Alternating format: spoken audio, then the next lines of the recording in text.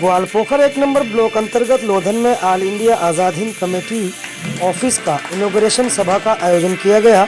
मौजूद थे ग्वालपोखर विधायक मंत्री गुलाम रब्बानी साहब, इनकलाब फाउंडेशन के चेयरमैन डॉक्टर सादिकुल इस्लाम साहब, रजा कमेटी के प्रेसिडेंट मसरूर आलम साहब, मास्टर नसीम हसन, गुलाम सरवर साहब और इरशाद खान समेत कमेटी के सभी मेंबरान।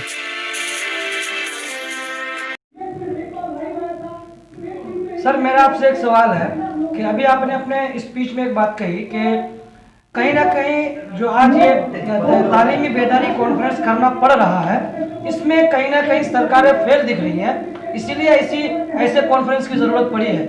तो क्या सरकार हकीकत में नाकाम है सर तालीमी सिलसिले में, अगर हम बात करें तो? देखिए, जब भी कोई सरकार बनती है तो वो अपने लेवल में अपने प्लानिंग और अपने जो उनका विज़न होता है उस पर हर सरकारें काम करती है अपने लेवल में। लेकिन मैं ये सरकारों पर पूरा ठिकरा नहीं फोड़ रहा हूँ, बल्कि मैंने ये कहा कि सरकारें कहीं ना कहीं तालीमी एजुकेशन के मामले में कहीं ना कहीं हमारी सरकारें, चाहे कोई भी सरकार हो, कहीं ना कहीं वो फेल्योर है।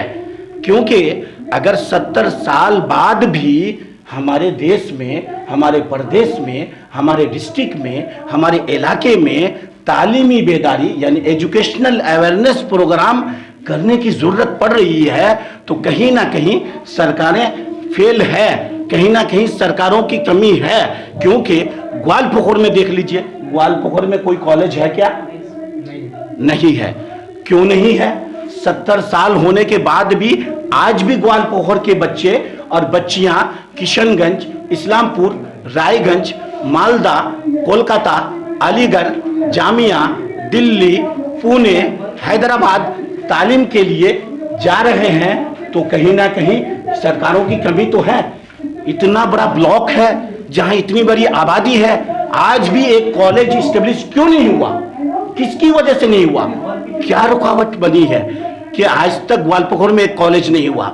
मैंने कई मर्तबा बहुत सारे जो सरकारी जिम्मेदार लोग हैं उन लोगों से बात की।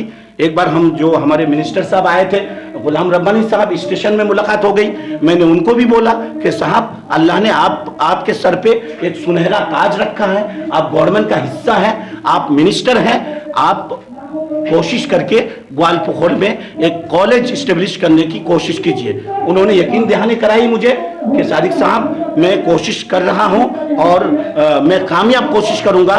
मैं चीफ मिनिस्टर से बात करूंगा और हमारी सरकार पर दबाव बना करके मैं एक कॉलेज इस्टेब्लिश करने की कोशिश करूंगा। ये है कि सरकारों की कमी है, इसलिए आज यहाँ आपके पास कोई गवर्नमेंट कॉलेज नहीं है। इसमें कहीं ना कहीं सर हमारे इलाके के नौजवान, हमारे इलाके के लोग भी जिम्मेदार हैं, क्योंकि देखा जाता है कि बहुत सारे एनजीओ, सोसाइटीज, आपका ट्रस्ट जितने भी हैं, ज़मीनी स्तर पर बहुत कम ही काम करते हुए दिख रहे हैं। ज़्यादातर एनजीओ जो हैं ये एक जमात बना करके फिर सरकार की गोद में ही जाके बैठ जाते हैं सर, तब जाके ऐसा हाल होता है।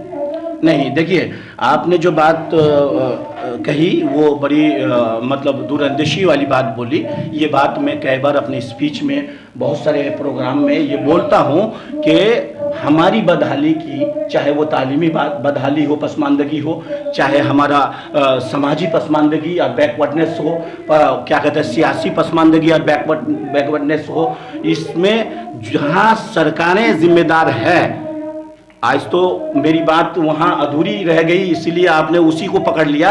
यही बात जो आपने बोला, ये बात मैं हर प्रोग्राम में इशारातन और खुल के भी बोलता हूँ कि जहाँ सरकारें जिम्मेदार हैं वहाँ हम और आप भी जिम्मेदार हैं। क्योंकि जब सरकारें हमारे लिए काम नहीं कर रही है तो हम भी तो बोलते हैं ना कि हमसे ये गिला है कि हम वफादार नहीं, तो अगर हम वफादार नहीं तो आप भी तो दिलदार नहीं। तो जब सरकारें काम नहीं कर रही है तो कम से कम हमारे जो क्वालिफाइड, जो अलीगढ़ से पढ़े हुए लड़के हैं, जो जामिया से पढ़े हुए लड़के हैं, तो आप ऐसे एजुकेशनल इंस्टीट्यूशंस और यूनिवर्सिटीज से आप पढ़ के आए हैं जो इनकलाबी लोग थे। सर सैयद की मिसाल पूरी दुनिया में दी जाती है। सर सैयद ने हिंदुस्तानी क्या कहते हैं तालीम और एजुकेशन फील्ड में नहीं बल्कि पूरे वर्ल्ड में एक इनकलाब बर्पा कर दिया अलीगढ़ यूनिवर्सिटी को कायम करके। और आज अली जा करके पूरी दुनिया में कोई टीचर है, कोई इंजीनियर है, कोई डॉक्टर है, कोई आईएएस है, कोई आईपीएस है। वो अलग अलग फील्ड में जा करके वो लोग काम अंजाम दे रहे हैं, खिदमत अंजाम दे रहे हैं। तो जहां सर सैयद की धरती से आप पढ़ के आए, अलीगढ़ से पढ़ के आए, जामिया से पढ़ के आए, कोलकाता यूनिवर्सिटी से पढ़ के आए, तो आने के बाद आप भी एक छोटी मोटी नौकरी की तलाश में रहते हो, हम भी एक नौकरी की तलाश में रहते हैं। अगर हम ही में से 10 लोग निकल के आए कि अगर सरकार हमारे लिए कुछ नहीं कर रही है, तो हम लोग जो है यूनिवर्सिटीज कायम करेंगे, कॉलेज कायम करेंगे, स्कूल कायम करेंगे, एजुकेशनल इंस्टीट्यूशंस कायम करेंगे, तो हम जो है किसी हद तक समाज की इस कमी को दूर कर सकते हैं। तो सरकारें तो जिम्मेदार है ही है, कहीं ना कहीं हम भी जिम्मेदार हैं हमारे इलाके के एजुकेशनल बैकवर्डनेस को लेकर के। बहुत बहुत शुक्रिया। ये जो ये कमेटी का इनॉग्रेशन हुआ, ऑल इंडिया आजाद कमेटी, इसके बारे में आप क्या, आवाम को क्या कहना चाहेंगे? आवाम से क्या कहना चाहेंगे, बस यही कि एक ऑल इंडिया आज़ाद कमेटी जो बनी, ये बस समाज के लिए है, सामाजिक कामों के लिए है, सोशल वर्क करने के लिए है। इससे आम आदमी को फ़ायदा मिलेगा। जो लोग पॉलिटिकल पार्टी से जुड़े नहीं हैं, जो पॉलिटिक्स नहीं करते हैं, उनके लिए यह फ़ायदे का काम है कि उनका जो काम है वो एक एनजीओ के थ्रू से हो जाएगा। सर, एनजीओ का जो सबसे ज़्यादा महत्व दिया गया है एजुकेशन पर दिया गया है, सोशल और एजुकेशन पर। सर, एजुकेशन के लिए बहुत सारे बच्चा ऐसा है जो मेधावी है, यानी कि इंटेलिजेंट है, लेकिन घर में रहते हैं, घर के आर्थिक हालात कम होने की वजह से वो आगे नहीं पढ़ पाते। उन लोगों को किस तरह से मदद करेंगे? जैसे कि इसके बारे में जी जी, जो लोग समझिए कि पैसे के एतबार से पढ़ाई नहीं कर पाते हैं, उनके लिए हम लोगों ने, मैं बताऊं कि मैं आज़ाद कमेटी नहीं, मैं मतलब रजा कमेटी का भी हूँ, प्रेसिडेंट हूँ, तो मैंने बहुत सारे लोगों को फंडिंग के जरिए हेल्प किया। जो नेता लोग थे उनके ज़रिए, या गवर्नमेंट के बहुत सारी स्कीमें हैं जिसके बारे में आवाज़ उठाकर हम लोग हेल्प कर सकते हैं, क्योंकि हम लोगों के पास इतना फंड तो होता नहीं है कि हम लोग अपने फंड से किसी को मदद करें। लेकिन एक जिम्मेदारी अगर हम लोग लें, जो इलाके के लोग जो हमारे मेंबर जुड़े हुए हैं उनसे मिलाकर अगर हम लोग कुछ फंड इकट्ठा कर सकें, ताकि उन लोगों को जो आगे की पढ़ाई है, जो लोग पढ़ाई छोड़ के बैठे हुए हैं, जो अच्छे पढ़े लिखे लेकिन ऊपर तक नहीं पहुंच पाते हैं, हम लोग उनकी मदद कर सकते हैं।